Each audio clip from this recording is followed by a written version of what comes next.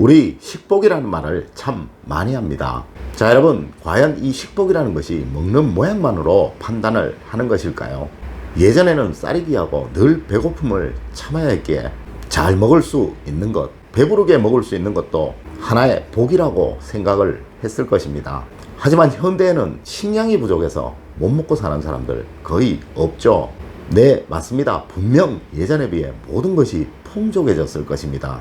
하지만 이렇게 바쁜 현대사회가 우리에게 준 혜택도 많을 것이나 분명 앗아가 버린 것도 많을 것입니다. 그중 가장 큰 것이 모든 가족들이 모일 수 있는 그 시간을 앗아가 버린 것, 이로 인해 가족들의 모든 정들을 뺏어가 버린 것, 이것이 아닐까 싶습니다.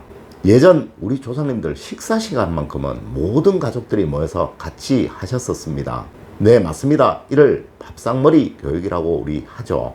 하지만 현대에는 이 밥상머리 대신 식탁이라는 것이 생겨나게 되었죠. 네, 이 식탁은 가족을 위한 공간입니다. 반드시 제대로 잘 두어야 하고 잘 관리해야 하는 그곳입니다.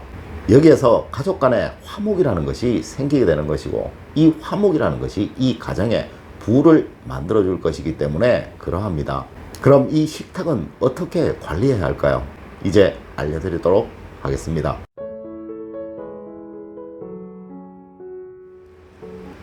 여러분 안녕하세요, 이정재입니다.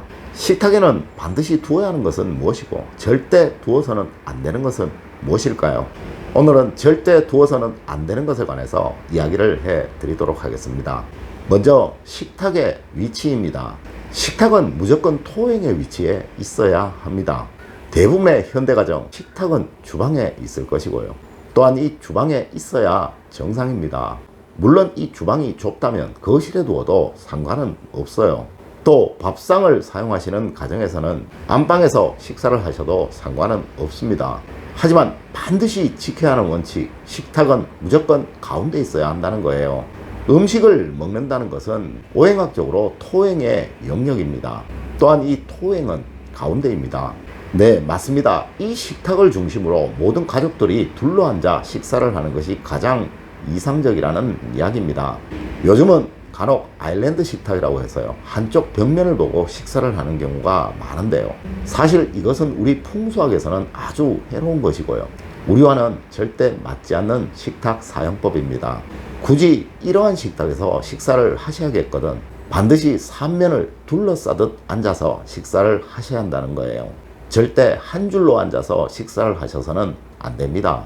이렇게 된다면 이 가정에는 정이 생겨나지 않고요, 화목과 화합 역시 생겨나지 않는다는 거 꼭 아셔야 합니다. 두 번째가 꽃이나 화분, 성장하는 식물입니다. 음식을 먹는다는 것은 토행의 활동입니다. 오행학적으로만 보아도요, 토행이 가장 싫어하는 오행은 바로 성장하는 모행입니다.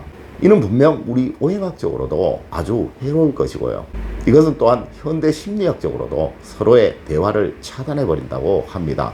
실제로 식탁 가운데 꽃병이 크게 놓여있는 가정은 식사 중에 대화가 거의 없다는 것이 심리학적인 연구 논문으로도 발표가 되었습니다. 이렇게 식탁 가운데 꽃화병을 놓아두는 것은요, 서양의 영화나 드라마에서 많이 보고 이를 흉내낸 것인데요, 이것은 자세히 보시면 아시겠지만요, 그 식탁은 너무 커서 그러한 것이고요, 이렇게 큰 이 식탁에서는요, 이 화병이 대화를 막는 일이 생길 수 없기에 그러한 것입니다. 하지만 우리가 일반적으로 사용하는 식탁은 그리 크지가 않죠. 만약 이러한 작은 식탁에 화병을 가운데 둔다면 서로 간의 얼굴이 보이지 않게 될 것이고요, 또 대화가 차단되게 되겠죠. 그리고 이 꽃이나 화병에는 눈에는 보이지 않지만요, 아주 미세한 미생물들이 많이 달라붙어 있다고 합니다. 이것이 여러분들의 음식에 떨어져서 같이 먹게 된다는 것, 그리 유쾌한 일만은 아닐 것입니다. 하여 우리 조상님들도 밥상에는 벌레가 생기지 않도록 항상 오칠을 한 것을 사용하셨다는 거예요. 세 번째로, 식사와 관계되지 않은 불필요한 물건들은 식탁에서 치우셔야 합니다. 식탁은 식사를 하는 것이 주 목적이어야 한다는 거예요. 간혹 식탁에서 작업하시는 분들도 계시고요, 여기에 필요한 작업 도구를 놓아두시는 분도 계시죠. 하지만 식탁 위에는 아무것도 올려두지 않으시는 것이 가장 좋고요, 피치 못해 장시간 올려두셔야 한다면 바닥에 천을 깔아 그 위에 올려두시고요, 또 바로 치우셔야 합니다. 토행은 안정과 균형, 고정적인 것, 변치 않는 것을 의미하는 오행입니다. 가장 질투가 많고 시기가 많고 토라짐이 많은 오행이 또한 토행이라는 거 절대 잊지 마세요. 식사를 위한 음식과 그 식기를 제외한 어떠한 것도 식탁 위에는 올려두지 않으시는 것이 좋습니다. 네 번째로, 이곳에 앉으셔서 절대 언쟁을 하시면 안 됩니다. 이 식탁은 가족의 화목을 만드는 최고의 장소예요. 우리 조상님들 밥상 관리 아주 철저하게 하셨습니다. 그만큼 귀하다는 의미이죠. 이 화목에 반대되는 개념이 다툼이고 갈등입니다. 식사를 하실 때도 물론이지만요, 식사를 하지 않으실 때도 이곳에 앉으셔서 잘잘못을 따지거나 갈등을 야기하는 어떠한 행동도 하지 않으셔야 한다는 거예요. 혹시 식사 중에 무슨 해야 할 소리, 야단칠 일이 있으시면요, 반드시 식탁을 떠나서 나중에 둘이 따로 하십시오. 이 식탁에서는, 이 밥상머리에서는 정이 만들어져야 하는 그곳입니다. 일장, 훈시 이런 거 있어서는 안 되겠죠. 다섯 번째, 식탁의 조명은 무조건 밝게입니다. 밝다는 것은 오행학적으로 화행을 말하고요, 양기가 강하다는 것을 의미합니다. 이는 토행을 도와주는 것이고요, 그 기운을 상승시켜주는 것이니 무조건 좋은 것입니다. 물론 이는 이곳에 앉으셔서 식사를 하실 그 경우에 한해서입니다. 식사를 하지 않으실 때나 따로 이곳에서 분위기를 조성해야 하는 그런 경우라면요, 은은한 조명을 사용하셔도 문제는 없으나요, 반드시 가족들이 모두 앉아 식사를 하는 그 시간에는 조명이 아주 밝아야 한다는 거예요. 여섯 번째가 휴지통이나 먼지, 쓰레기 등을 의미하는 것입니다. 식탁은 아주 청결해야 하는 그곳입니다. 어쩌면 집안에서 가장 깨끗해야 하는 그곳이라고도 말할 수 있는 거예요. 무조건 쓰레기통은 치우세요.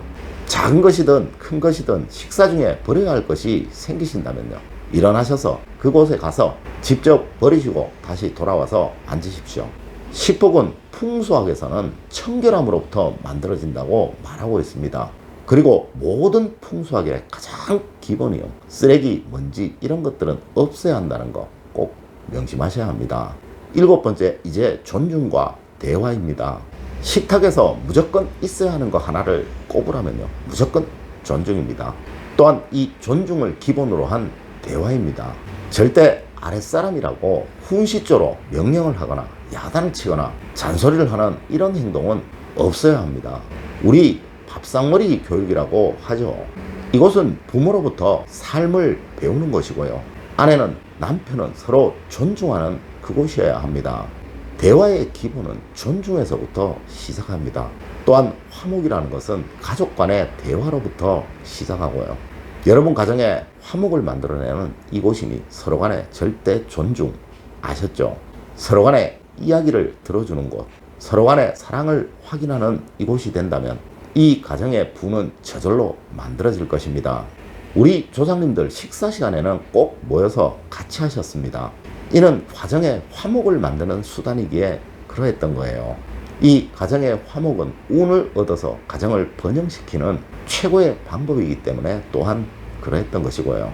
오늘 제가 알려드린 말씀 꼭 명심하셔서 여러분들 가정의 모든 행복과 번영, 부 다 얻으시기를 기원드리겠습니다. 늘 올바른 학문과 올바른 지식을 여러분들에게 전하도록 노력하겠습니다. 여러분 긴 시간 감사드립니다. 감사합니다.